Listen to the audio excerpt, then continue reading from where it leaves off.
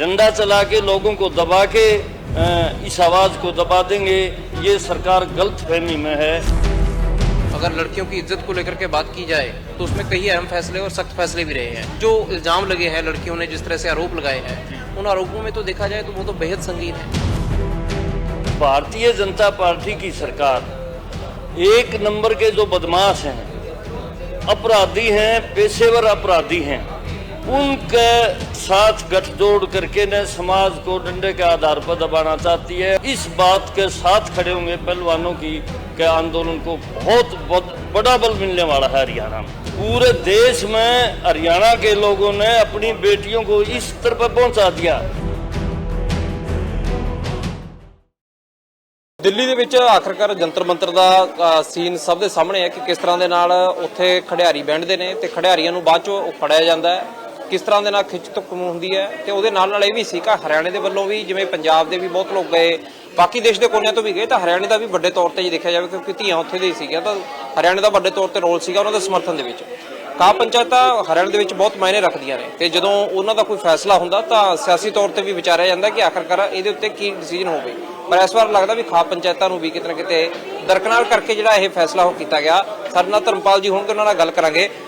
धर्मपाल जी, अगर खाप पंचायतों के अगर पहले का अगर हम देखते हैं जो जिस तरह से सिस्टम, तो खाप पंचायतें जब भी कोई फैसला करती हैं तो राजनीतिक लोग उसको गंभीरता से सोचते हैं, लेकिन कल जो चीजें हुई और जिस तरह से आपने पहले फैसला उनके हक में लिया था, लगता है कि खाप पंचायतों को बिल्कुल साइडलाइन कर दिया है आखिरकार सरकार ने? कहने नहीं, कल जो सरकार की कार्रवाई का भद्दा रूप सामने आया है, कभी ये सोचा भी नहीं था कि एक स्वतंत्र देश में, धर्मनिरपेक्ष देश में, संविधान के अनुसार काम करने वाली सरकार इस रूप में, नंगे रूप में आ सकती है। लोगों की आवाज दबाने के लिए, खिलाड़ियों की आवाज दबाने के लिए प्रशासन का पूर्ण रूप से दुरुपयोग करेगी, ये ऐसा सोच भी नहीं सकते थे हम।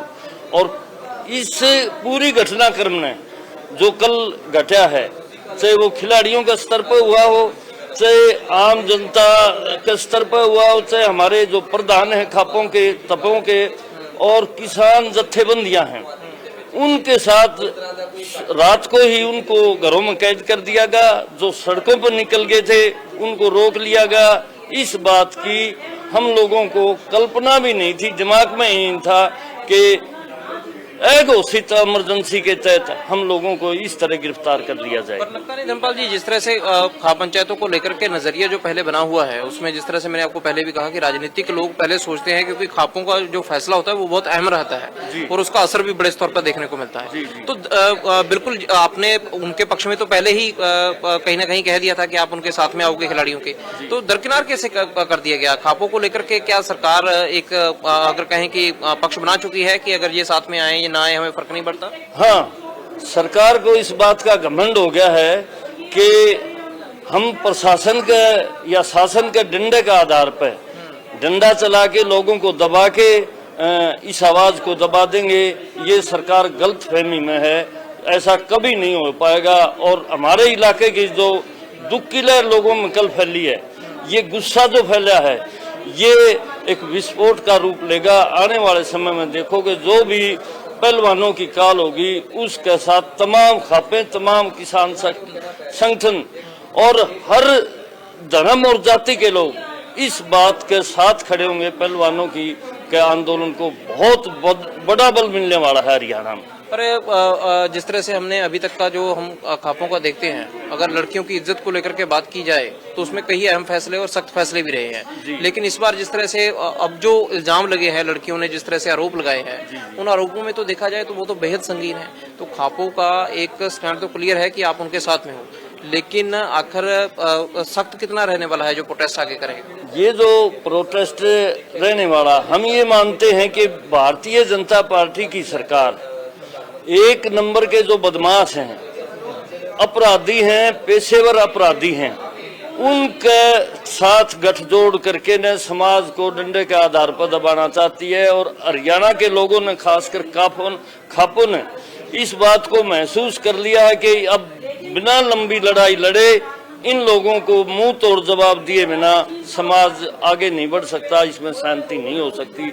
इसलिए हम खिलाड़ी जो मांग कर रहे हैं उनके साथ बढ़ के न अपने समाज की बहबूदी के लिए, अपनी बेटियों के सम्मान की रक्षा के लिए और खिलाड़ियों की जो मांग है उनको पूरा कराने के लिए तय दिल से लड़ेंगे। एडी से चोटी का जोर लगा के लड़ाई लड़ेंगे और निश्चित रूप से इसमें खिलाड़ियों की जीत करके आएंगे। पर अगर हम कहें कि जिस तरह से पहले चाहे हरियाणा में सत्ता में आई बीजेपी और केंद्र में आई, अब जिस तरह से हालात बने हुए हैं, क्योंकि बीजेपी का कहीं ना कहीं ये भी नजरिया है कि आखिरकार इस सब के बीच में राजनीति घुस चुकी है और कांग्रेस या फिर बाकी विपक्षी दल इस चीज का शायद फायदा लेना चाहते हैं। तो आप जिस तरह से इनके साथ में आए तो कहीं ना कहीं नाराजगी आपकी पहले से बीजेपी के साथ में इस वजह से हुआ, या फिर ये था कि लड़कियों के साथ में गलत हो गया इस वजह से आपको उठना पड़ा?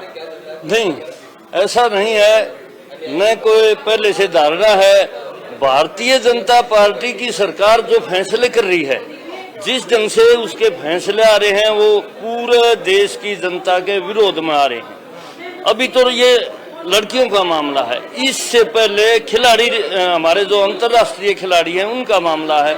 उससे पहले हरियाणा का एक मंत्री संदीप सिंह, पहले हमारी एक बेटी के साथ जो कोच है यहाँ पंचकुला में, उसके साथ भी इस तरह का दुर्व्यवहार कर चुका है और उसके लिए भी पहले से गुस्सा था। आने वाले समय में भी इस बात की कोई राजनीति नहीं, कोई लेना देना नहीं, केवल समाज के विकास के लिए, समाज की बहबूदी के लिए और अपने इज्जत मान सम्मान के लिए ये लड़ाई हरियाणा के लोग लड़ेंगे, खापों के लोग लड़ेंगे। हमारा राजनीति से इस बारे में कोई लेना देना नहीं है। धर्मपाल जी, लास्ट में यही पूछना चाहूंगा मैं आपसे कि एक जिस तरह से हम पुरातन सिस्टम देखते हैं सारा, उसमें लेकर के लड़कियों के ऊपर काफी तरह की रिस्ट्रिक्शनें देखी जाती हैं। हरियाणा में बात करें तो आज भी कहीं ना कहीं जो पिछड़े गांव हैं वहां पर ये सब चीजें देखने को मिलती हैं। खाप ने जिस तरह से ये स्टेप लिया उसमें तो एक चीज स्पष्ट कर दी कि वो लड़कियों के उलट तो बिल्कुल नहीं है, लेकिन वो जो पुरानी धारणाएं बनी हुई हैं वो क्या धीरे धीरे बदल रही हैं? बिल्कुल, वो धीरे धीरे नहीं, पूरे देश में हरियाणा के लोगों ने अपनी बेटियों को इस स्तर पर पहुंचा दिया। हरियाणा में ये बातें ऑनर किलिंग की जो बात हुई थी, खास करके खापों के साथ जो जोड़ा गया था, ऐसी कुछ भी बात नहीं है। आज हरियाणा का समाज अपनी बेटियों को सबसे सिरमौर रखना चाहता है और उसका उदाहरण आपके सामने है कि देश में जितने मेडल हरियाणा के खिलाड़ियों ने और खास तौर से लड़कियों ने लेके आई है, तो ये आपकी जो सवाल है इस बात को जुटाता है कि भाई हरियाणा के लोग नारी विरोधी हैं, दबा के रखना चाहते हैं।